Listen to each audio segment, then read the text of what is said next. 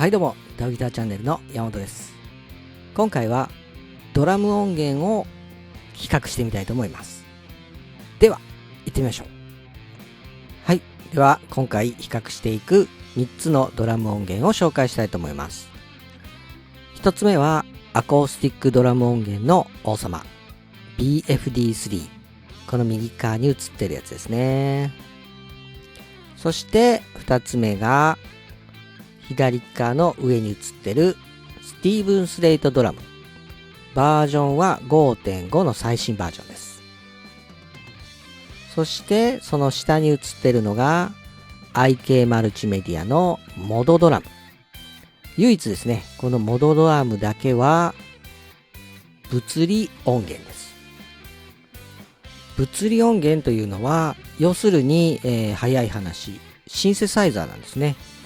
実際にドラムにマイクを立てて録音されたサンプリング音源ではなく、シンセのように音を作っていってドラムの音にしたというのがこのモドドラムになります。ただし、金物関係ですね、シンバルとかハイハット、この辺は、サンプリングになってます。他の2つ BFD3 とスティーブンスレイトドラムはサンプリング音源になってます。では BFD3 から軽く見ていきましょう。とにかく BFD3 に関してはいじれるところがたくさんあります。マイクに関してもものすごくいっぱいあります。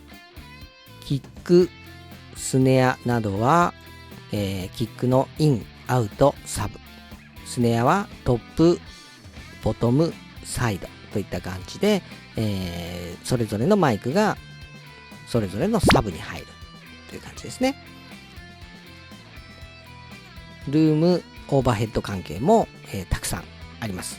オーバーヘッド、ルームアンビエンス、モノラルマイク、コンプレッサーマイクなどなど、この上の方にしてあげるとその配置関係なんかも見れるんですが、とにかくマイクが多い。そして、個々のパーツごとに調整できる項目も多いということですね。そしてエフェクトも完備してます。でもちろんですね、パターンも入ってます。これで、比較的ね、ドラムの打ち込みが多少苦手でも、パターンをうまく組んでいけば、ドラムパターンは作れるかなと思います。で、いじれるところたくさんあるんですけれども、プリセットも、用意されてますので、プリセットで読み込んであげるとミキサーの設定やエフェクトの設定なんかも出来上がったものが読み込むことができます。逆に、その辺の設定が読み込まないこともできますので、その辺はですね、好みに応じて、調整ができるかと思います。はい、では次にスティーブンスレイトドラム、バージョン 5.5 を軽く見ていきたいと思います。こちらは、BFD に比べると逆にあまりいじるところがないです。一応ですね、マイクはそれなりに、キックのイン、アウトだったりとか、オーバーヘッドだったり、ルームがいくつかとかっていう感じでマイクはあります。ですが、さほど、パーツに関しても細かくいじるというタイプではないですね。ただ、一通りですね、グルーブのパターンなんかも揃ってますし、結構簡単にマッピングも見つけやすいですね。こんな感じでマッピングされてますし。でですね、逆に、このいじるところは少ないんですけれども、かなり完成された音で出来上がってます。ですので、ドラムさえ組んでしまえば割といじらないでもそのまんま使える音になっているのがスティーブンスレイトドラムの特徴かなと思います。はい、では3つ目 IK マルチメディアのモドドラムですね。これが一番新しいですかね、ドラム音源としては。先ほども言いましたけれども、これは物理音源です。シンセサイザーです。ですが、どんな音がするかというと、キックがこんな感じとか、スネア、タム、こんな感じね、シンセに聞こえないですね。金物だけは、サンプリングですね。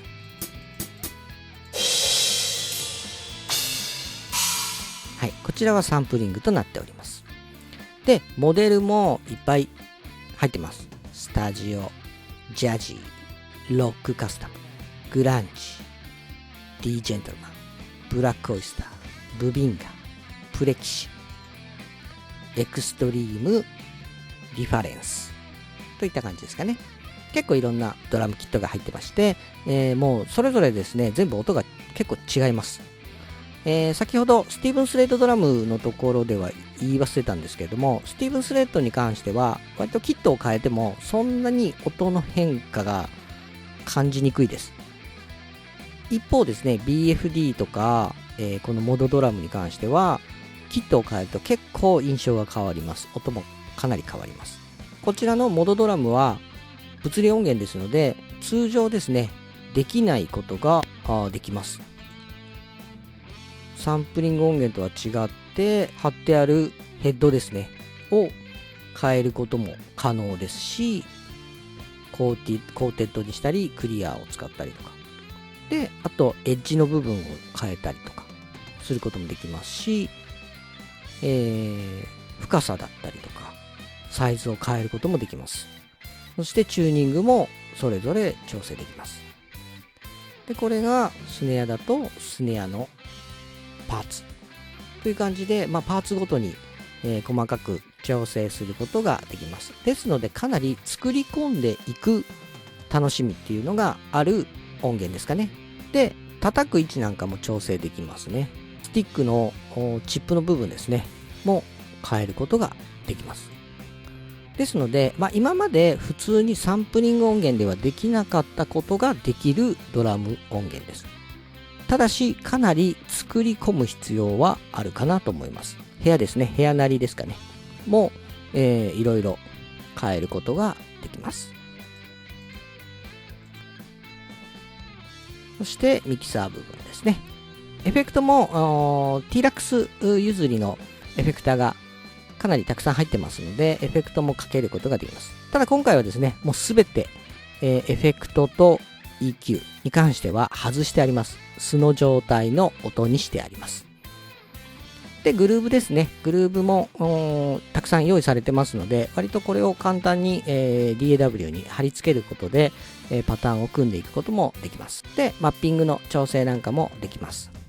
右手左手ですねの、で叩いた音っていうのが表現できるっていうのはなかなか他の音源ではないかなというところですね。これがモードドラムの特徴になります。はい、皆さんね、喋ってないで音聞かせろよと思っていると思いますので、音を聞いていきたいと思います。まず最初 BFD3 ですね。今回ですね、すべて同じパターンのドラムを組んであります。そしてマッピングも合わせてあります。ですので一応同じパターンを叩いてるドラムです。ただ、微調整はしてます。ドラム音源ごとに。ですので多少ベロシティ等、あとはミキシングの具合等は違うところがあります。で、ほんの少しのコンプレッサーだったり EQ なんかはほんのちょっとだけかかってるものがあります。ですが、割と素に近い感じの音にしてます。あとパーツですね、スネアをちょっと変えたりとかはしてますので、その辺はご了承ください。では BFD3 からいってみましょう。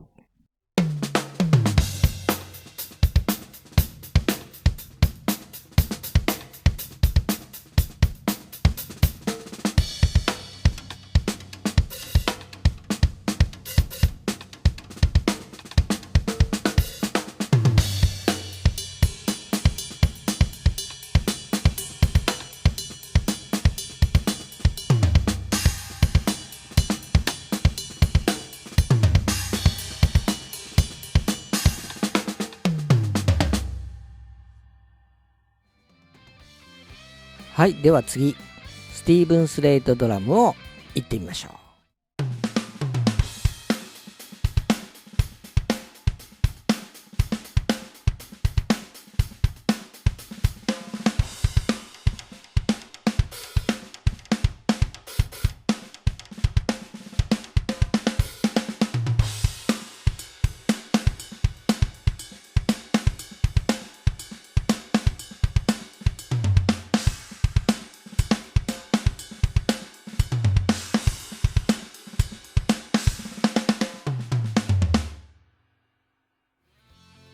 はい、ではモドドラム行ってみましょう。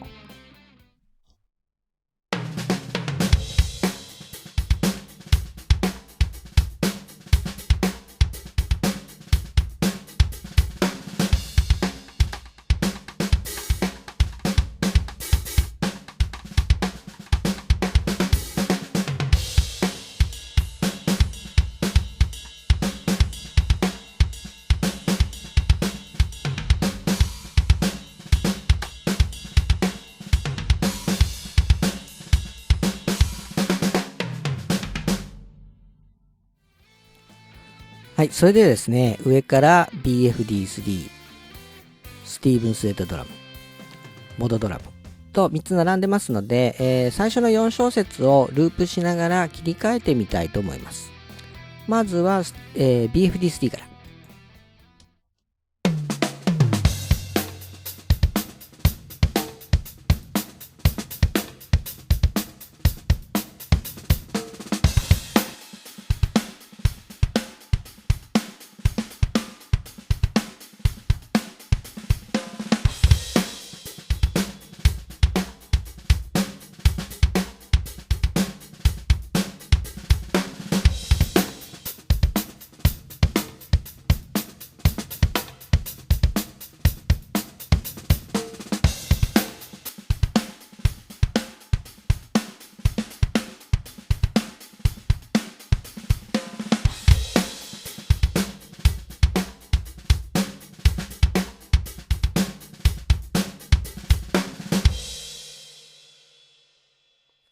はい、といった感じになります。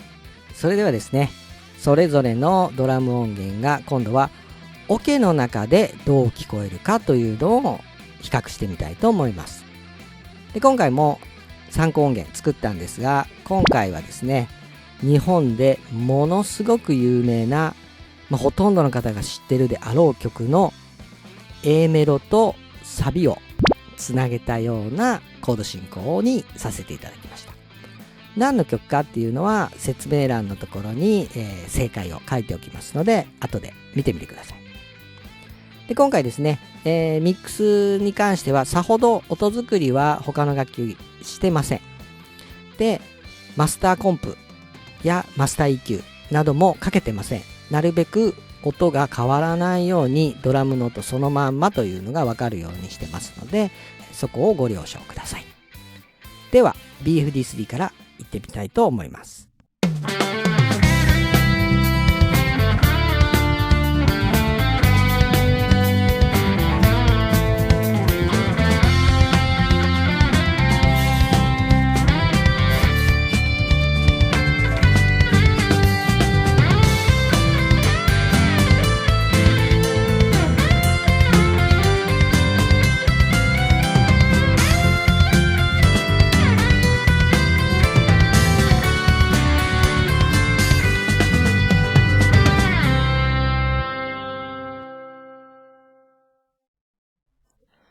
では次、スティーブン・スレイトドラムのパターンをいきましょう。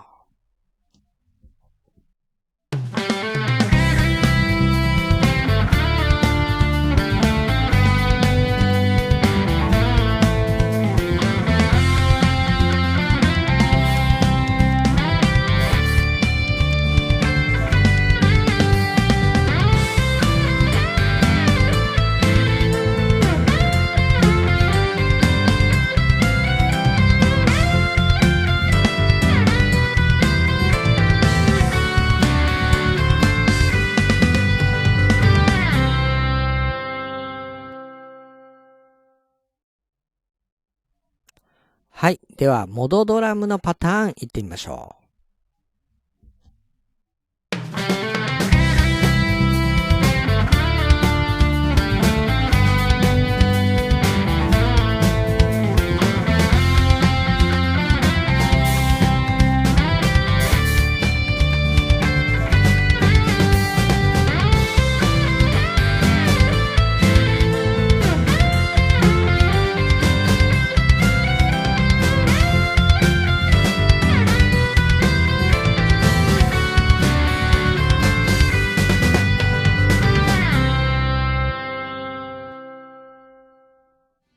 はい、いかがだったでしょうか。これ以外にもですね、XLN オーディオさんのアディクティブドラムとか、トゥーントラックさんのスペリオールドラマとか、有名なドラム音源があるんですが、残念ながらその2つは僕持ってないのでちょっと検証できないんですけれども、どれかね、お気に入りのドラムのを見つける参考になれば幸いかなと思います。それでは今回はこの辺で終わりたいと思います。最後までご視聴ありがとうございました。